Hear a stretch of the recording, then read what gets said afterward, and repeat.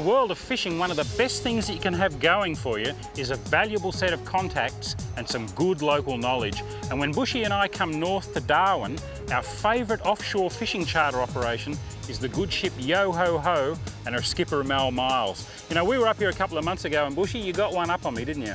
The big Dewey, I liked that morning, Steve. Well, that was quite some fish, mate. I've got a bit of ground to make up today. Talking about ground, we're going out to one of the wide marks today, and it's just as well the Yo Ho Ho can go, go, go. I think we better go, go, go. I think I can hear it now. Come on, mate.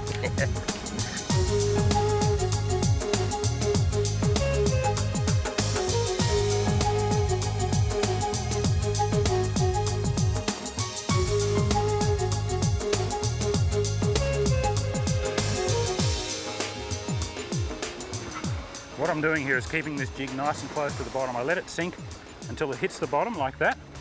Then I give it a couple of fairly energetic jigs with a little bit of retrieving in between, then a little bit of a fast burst, and then free spool it and send it back to the bottom again. I'm just working that bottom layer where there's a lot of reef fish, and there could also be a mackerel or a cobia or anything else hanging around just above the bottom. And when I end up with too much line out, because each time I drop the jig, the current's taking it a little further away, when I get it too far out, I'll bring it back in, and I'll bring it in fast. Because there's a good chance that a pelagic fish could hit it in mid-water on the way up, something like a big Spanish mackerel. It's a fairly energetic way to fish, and I tell you what, it's a good way to work up a sweat on a hot day like this.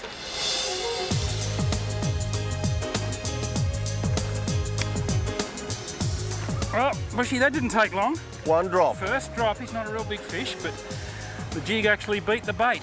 The boys told us that this is a pretty good spot out here and that they do eat jigs, and they're dead right.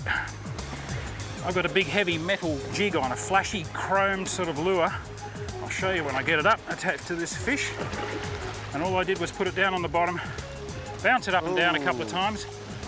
And in Queensland, that's what they call a smallmouth nanagai.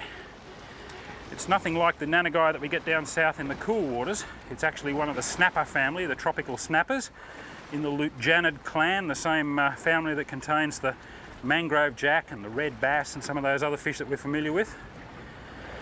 But very tasty eating fish, and as you can see, he's slammed that jig. It's quite a large jig. He hasn't got a real big mouth, but he's got plenty of teeth in there, and he's a predator, chases small fish, prawns, squid and the like. And I've got a feeling that might be the first of many. We're going to hang on to this bloke and eat him because, as you can see, he's blowing his swim bladder. It's quite distended here in the stomach area. Even if we put him back in the water, he wouldn't be able to get back down.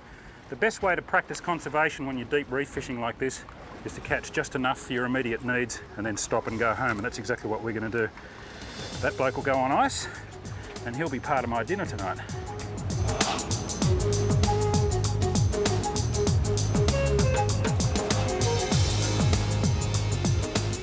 Yes. Ooh, that was a funny sort of take. Oh, I don't know what this is. Whoa, it's woken up now. I got a bit of ground on it before it realised it was hooked. It was just like a slow weight came on the line. Fair bit of current here, and I've got 3 fairly large ball sinkers on. Working that jig just got to be a little bit too much like hard work in this sun, so I switched over to a lighter outfit, 3 large ball sinkers and a single hook and a squid for bait. And something's nailed it. We're getting a lot of small bites down there. The boys tell us they're probably tricky snapper, which is a type of sweet lip, a bit like a spangled emperor. I don't know what this is. It's quite a good fighting fish. It's just plugging back up into the current, shaking its head. It's not a monster, but it's not a bad fish. Oh, and Bushy's on as well. He grabbed mine just on the way down. On the way down, did he? Yeah, which is just as well because you were giving me a bit of a caning there, Steve. I'm starting to worry. And the guys were telling us that they get big mobs of trevally out here at times. I don't think mine's a trevally. I'll put money on this being a reef fish of some sort, and I've got colour on it. And I'll just give up trying to guess what they are because it's a trevally. I'll just grab hold of my leader, lift this bloke in. Whoa! And he came off the hook, which is quite good. A lot of people call those ones tea leaf trevally because of the spots on them. They're not a bad eating fish either, but he's come up nice and healthy. I'm going to get him back in there to see if I can hit Bushy's line. Thanks very much.